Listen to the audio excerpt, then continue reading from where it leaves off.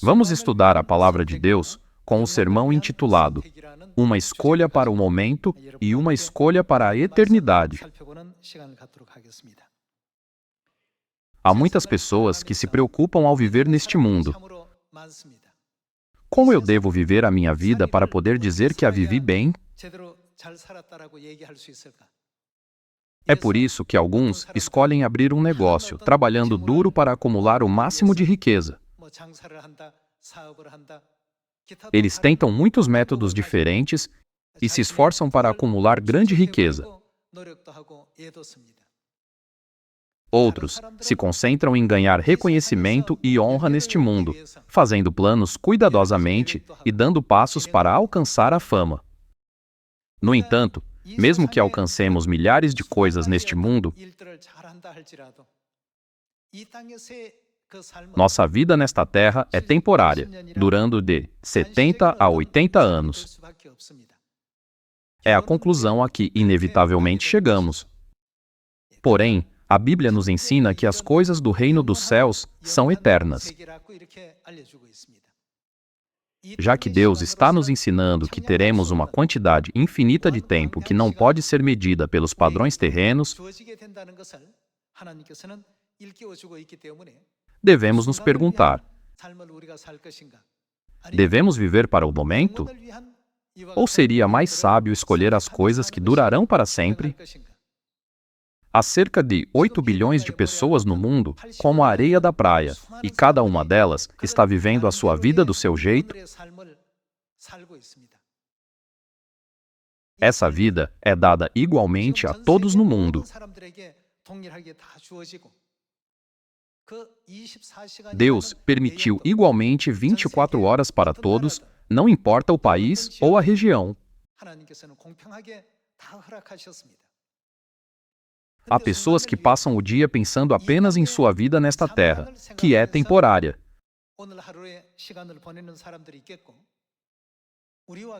Porém, há pessoas como nós que estão se preparando e planejando para o eterno reino dos céus.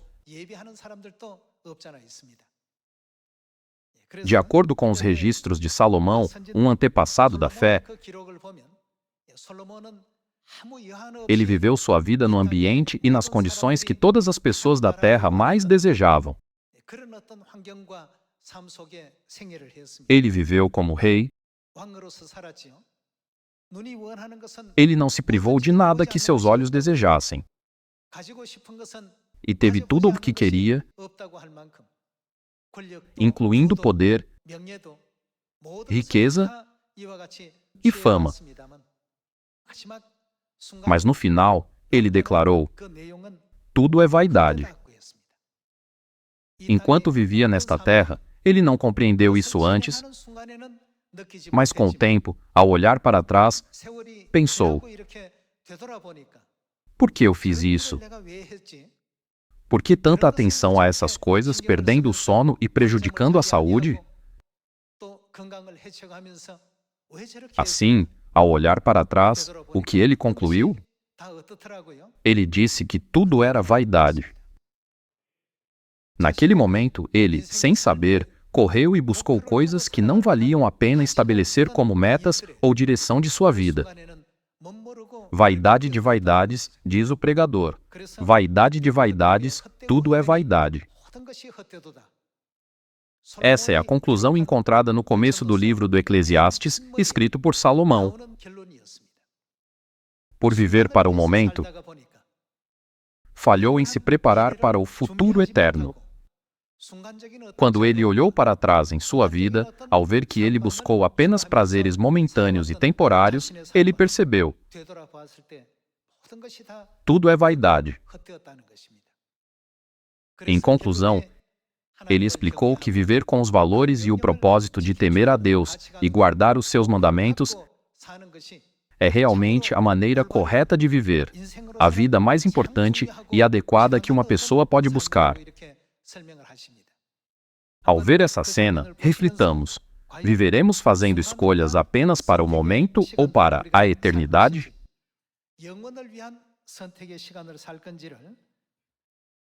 Peço que o tempo dado a nós, de agora em diante, não seja vivido em vão, Vamos abrir Eclesiastes, capítulo 1.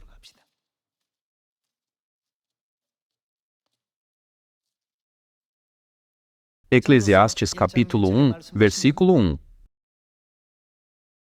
Palavra do pregador. Filho de Davi, rei de Jerusalém, vaidade de vaidades, diz o pregador. Vaidade de vaidades, tudo é vaidade. Que proveito tem o homem de todo o seu trabalho, com que se afadiga debaixo do sol? Geração vai e geração vem, mas a terra permanece para sempre. Levanta-se o sol, e põe-se o sol, e volta ao seu lugar, onde nasce de novo. O vento vai para o sul, e faz o seu giro para o norte, volve-se e revolve-se na sua carreira, e retorna aos seus circuitos. Todos os rios correm para o mar, e o mar não se enche, ao lugar para onde correm os rios. Para lá tornam eles a correr. Todas as coisas são canseiras tais, que ninguém as pode exprimir, os olhos não se fartam de ver, nem se enchem os ouvidos de ouvir. O que foi, é o que há de ser, e o que se fez, isso se tornará a fazer. Nada há, pois, novo debaixo do sol. Há alguma coisa de que se possa dizer, vê, isto é novo? Não, já foi nos séculos que foram antes de nós. Já não há lembrança das coisas que precederam, e das coisas posteriores também não haverá memória entre os que hão de vir depois delas. A partir daí, ele explica em detalhes. Ele listou que tipo de coisas se tornaram tão fúteis quanto tentar agarrar o vento. Os desejos materiais que as pessoas perseguem, o anseio por honra e todo tipo de ambição. Mas no final, ele descobriu que nada disso trazia benefício para si mesmo. Salomão não foi o único que compreendeu isso. Alexandre o Grande, um herói de renome mundial, também teve um grande sonho. Ele sonhou em conquistar o mundo inteiro, mas quando ele morreu jovem, aos 33 anos, ele deixou esse testamento. Deixe minha mão para fora do meu caixão, para que as pessoas possam ver que eu saio sem nada em minhas mãos. O significado por trás disso é o seguinte: toda criança nasce com os punhos cerrados. É como se elas tivessem nascido com o desejo de agarrar tudo, de reivindicar o mundo inteiro para si. Porém, quando chega a hora de partir, eles vão de mãos vazias, sem nada em suas mãos. Querendo despertar todas as pessoas para essa verdade em um sentido filosófico, que no final deixamos este mundo com as mãos vazias. Ele pediu: deixe minha mão para fora do meu caixão. Isso é verdade em nossas vidas nesta terra. Pensamos que se fizermos esse tipo de negócio, ganharemos algo grande, e que se buscarmos esse tipo de trabalho, algo significativo virá disso. Porém, não se pode esperar que o sistema da terra em si ofereça algo eterno, porque esta terra é a cidade de refúgio. A terra é um lugar por onde passamos apenas por um curto período de tempo. É por isso que muitos filósofos, sábios e até mesmo as palavras na Bíblia expressaram a mesma mensagem. Não está escrito que o nosso tempo aqui é o de um viajante andando em uma jornada de peregrinação? Porém, as pessoas não compreendem isso e pensam: este mundo é tudo o que existe. O que acontecerá com eles no final? Eles só podem chegar a esta conclusão: é tudo vaidade. É tudo em vão. A vida me deixa sem nada no final. É porque eles não entendem a verdadeira natureza desta terra. O sistema deste mundo não foi projetado espiritualmente para nos encher de nada. Onde é o lugar que foi projetado para preencher esse vazio? Não é o nosso eterno reino dos céus, é o reino de Deus. É por isso que Jesus quis ensinar a toda a humanidade que devemos crer em Deus.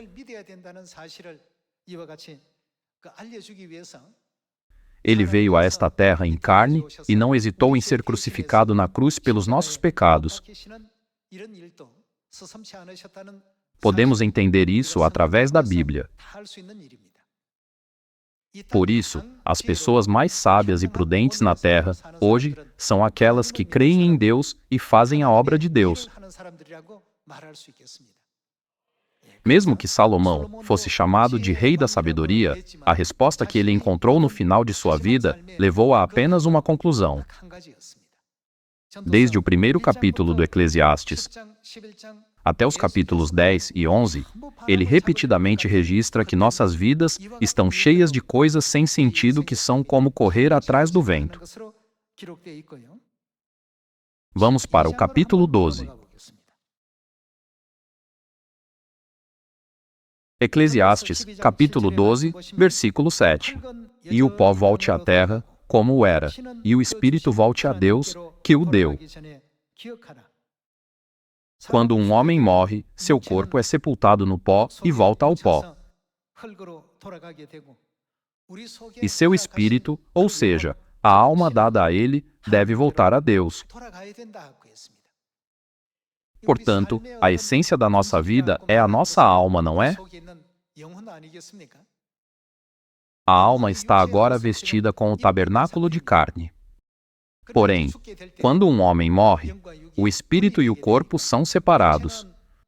O corpo volta à terra e o espírito dentro de nós volta ao eterno reino de Deus. Nesse momento, a questão é resolvida. Eu irei para o reino dos céus ou serei punido para sempre no inferno? A Bíblia nos ensina que esse é o momento em que o nosso destino é determinado. Essa é a conclusão de Salomão, o escritor do Eclesiastes. Vejamos o versículo 8. O que ele diz? Vaidade de vaidade, diz o pregador. Tudo é vaidade. Agora, conforme vocês leem esse versículo, alguns de vocês podem sentir que a Bíblia foi escrita de uma forma muito pessimista e cínica. Mas, com certeza, esse não é o caso. O que as Escrituras nos ensinam é que devemos viver fielmente aqui nesta terra e fazer escolhas que nos permitam receber a bênção de Deus em seu reino também.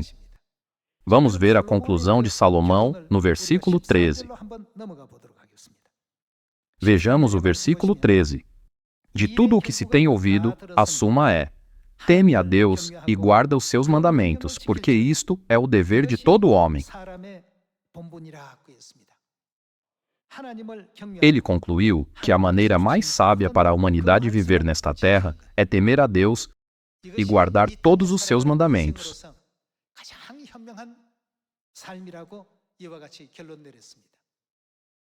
Qual o resultado de qualquer coisa diferente disso, como a ganância por conhecimento, a ganância por fama, a busca por riqueza ou a busca por afeição? O rei Salomão disse: "E vim a saber que também isto é correr atrás do vento. Em suma, nada resta e nada é ganho." Isso não é verdade apenas para Salomão, mas também para as grandes figuras do mundo que contam todas as mesmas histórias. Somente grandes figuras são assim? É o mesmo para as pessoas comuns. Até mesmo as pessoas que dizem ter vivido uma vida comum dizem: "Quando eu era jovem, eu era uma pessoa incrível e notável. Mas conforme eu cresci, meus amigos partiram. As pessoas ao meu redor também partiram. E meus vizinhos também partiram. Todos eles faleceram. Eu não sei por que eu vivi essa vida." Não é exagero dizer que a maioria das pessoas diz isso. Não é exatamente por isso que Deus nos deu as palavras da Bíblia para nos lembrar o que é mais sábio e como viver nossa vida nesta terra? No livro de Eclesiastes, capítulo 12, Salomão disse: "De tudo o que se tem ouvido, a suma é: teme a Deus e guarda os seus mandamentos." Ele disse que esta é a maneira mais justa de viver nossas vidas. Ele se entregou a tudo o que desejou, reinou como rei e teve muitas esposas e concubinas, mas tudo isso foi em vão. Salomão possuía imensa riqueza, porém, era sem sentido, e seu conhecimento e honra também o eram. Quando sua vida estava chegando ao fim, ele compreendeu que tudo o que acumulara com tanto esforço não poderia salvar sua vida.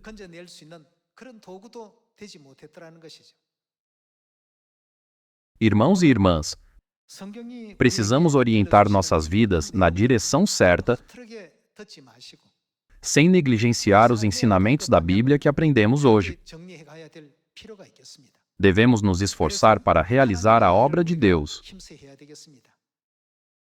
Devemos orar com fervor e estudar diligentemente a palavra.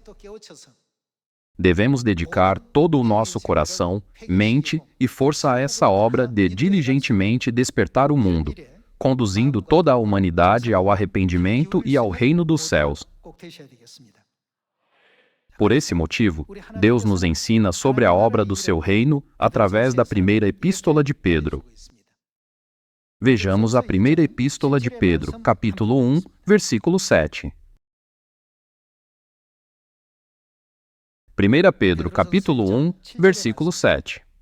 Para que, uma vez confirmado o valor da vossa fé, muito mais preciosa do que o ouro perecível, mesmo apurado por fogo, redunde em louvor, glória e honra na revelação de Jesus Cristo, a quem, não havendo visto, amais, no qual, não vendo agora, mas crendo, exultais com alegria indizível e cheia de glória, obtendo o fim da vossa fé. O que vocês estão recebendo? A salvação da vossa alma. Quando nossa alma for salva, para onde iremos? Nós vamos para o reino dos céus, receberemos o perdão de pecados e entraremos no eterno reino. Não teremos o glorioso tempo de viver na presença de Deus e desfrutar de suas bênçãos para sempre?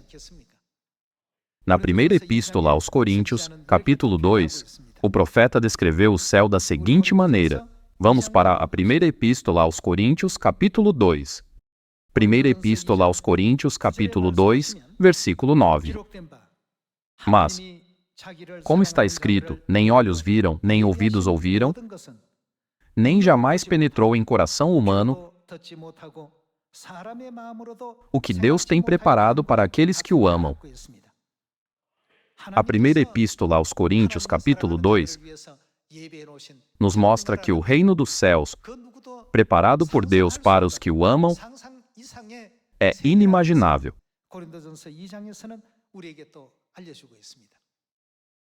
Um mundo glorioso que nenhum olho viu, nenhum ouvido ouviu e nenhuma mente humana concebeu, mesmo com a maior imaginação.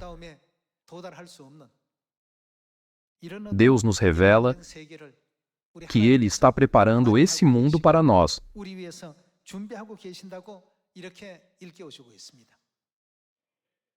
Esse é o mundo que o apóstolo Paulo vislumbrou quando foi arrebatado ao terceiro céu. Havia confortos insondáveis e cenas inexprimíveis se desdobravam. Sobre esse mundo, o profeta Daniel disse que o povo santo o possuiria para todo o sempre. Na primeira epístola aos Coríntios, capítulo 2, Paulo escreveu que nos será dado um mundo que nenhum olho viu, nenhum ouvido ouviu e nenhuma mente concebeu. Irmãos e irmãs, se realmente cremos neste mundo, não devemos mais viver vidas comuns.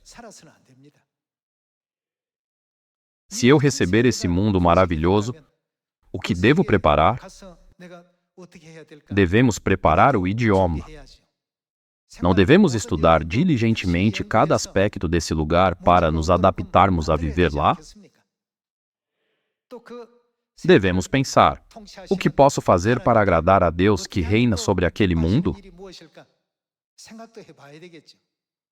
Se cremos no eterno reino dos céus, o que devemos realmente preparar para esse lugar? Que tipo de vida devemos viver nesta terra? Ao invés de viver uma vida destinada a impressionar os outros, a partir de agora, como devemos viver em relação ao mundo que desejamos? Precisamos nos realinhar. Não é por isso que os ensinamentos de Deus são organizados dentro da estrutura da nova aliança? Guardamos o dia de repouso e as 7 festas anuais. E então, há todas essas palavras nas quais Deus chama o seu povo para viver belas e boas obras em Sião, para que através de suas vidas justas, eles possam se tornar o sal e a luz do mundo. Todas essas coisas são parte da preparação para entrar no reino dos céus. Isso não é algo que podemos escolher fazer ou não fazer. É algo que todos nós devemos praticar fielmente. Nós cremos no reino dos céus. Como está escrito na primeira epístola aos Coríntios, capítulo 2, cremos firmemente que será dado a nós um mundo que nem olhos viram, nem ouvidos ouviram, e nenhuma mente humana imaginou. Nós cremos firmemente na promessa de Deus. Então, precisamos refletir sobre como devemos viver para o bem desse mundo. Como é a vida de um viajante? A vida de quem se acomoda é muito diferente da vida de um viajante.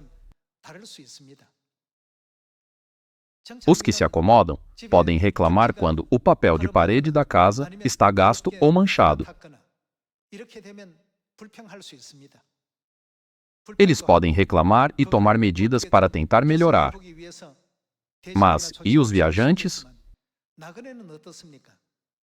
Os viajantes não precisam reclamar. Eles partirão na manhã seguinte. É por isso que Deus chamou o nosso tempo nesta terra de vida de viajante. A nossa vida é assim. Não está escrito que a nossa vida é uma jornada de peregrinação? Às vezes, podemos ficar em uma casa com papel de parede limpo ou passar a noite em uma casa que está um pouco suja.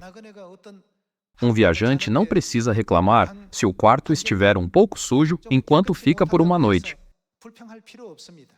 Ele tem que partir na manhã seguinte. É por isso que devemos estar contentes e dar graças em todas as circunstâncias que Deus nos deu. O lugar para onde estamos indo não é o reino dos céus? No reino dos céus, tudo excede o que esperamos e desejamos. O reino dos céus está além do que podemos imaginar. Aqueles que acreditam que esse mundo existe não devem perder a esperança pelo céu, nem se apegar às coisas terrenas que duram apenas por um momento. Não devemos nos permitir ficar presos pelas coisas terrenas, sofrendo e lutando por causa delas. Escolher o tempo momentâneo ou o tempo eterno depende de nós. O que escolhemos deve ser pilar e meta de nossa vida, para que vivamos com graça pela recompensa no reino dos céus, ansiando o que foi prometido no eterno reino de Deus. Vejamos Apocalipse, capítulo 21, versículo 1.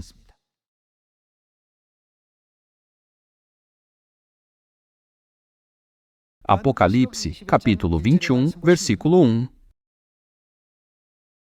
Vi novo céu e nova terra, pois o primeiro céu e a primeira terra passaram, e o mar já não existe. Novos céus e nova terra se refere ao glorioso reino dos céus que Deus preparou para nós.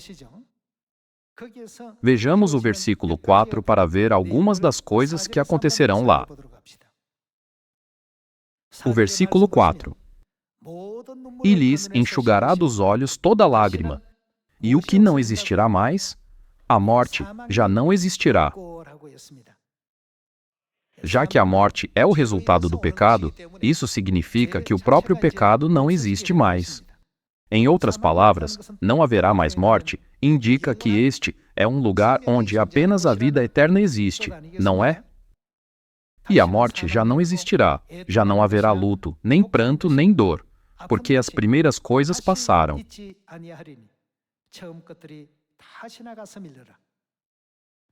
E aquele que está assentado no trono disse: Eis que faço novas todas as coisas. E acrescentou: Escreve, porque estas palavras são fiéis e verdadeiras.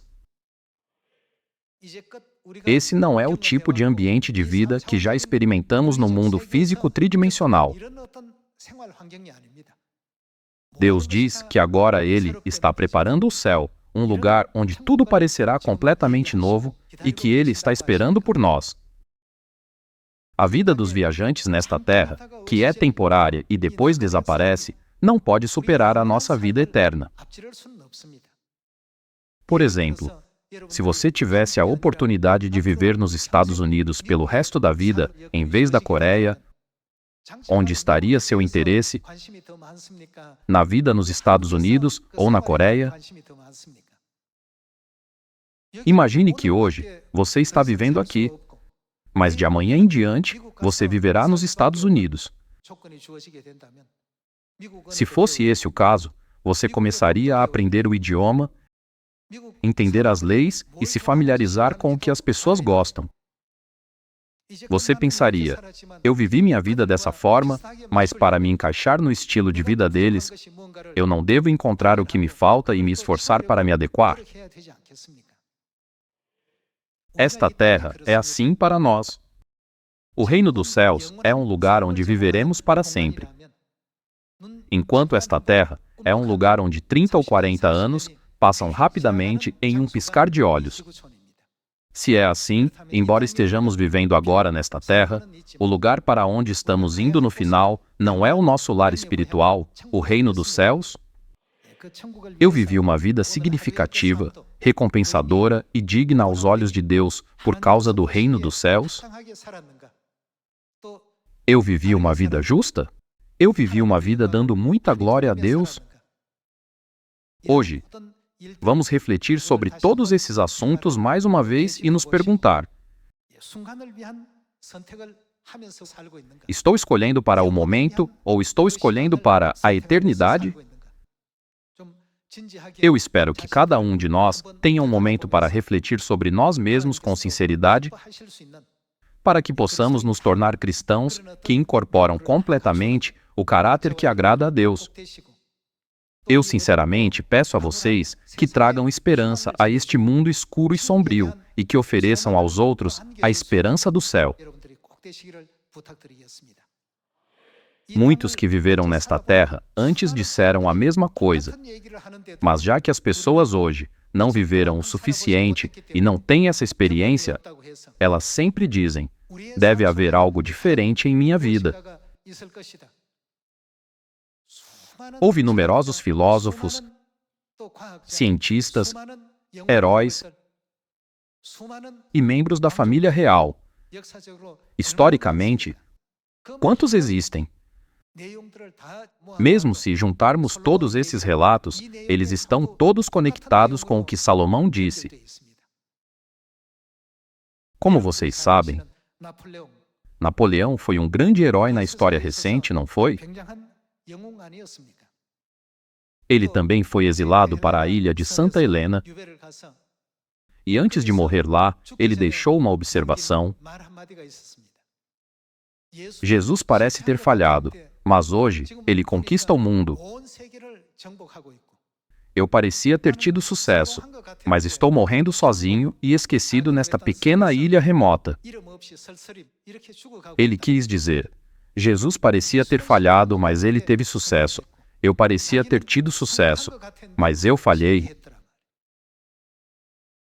Enquanto refletimos sobre isso, eu sinceramente peço que nos tornemos pessoas que podem graciosamente seguir a vida bem-sucedida de Cristo com sinceridade.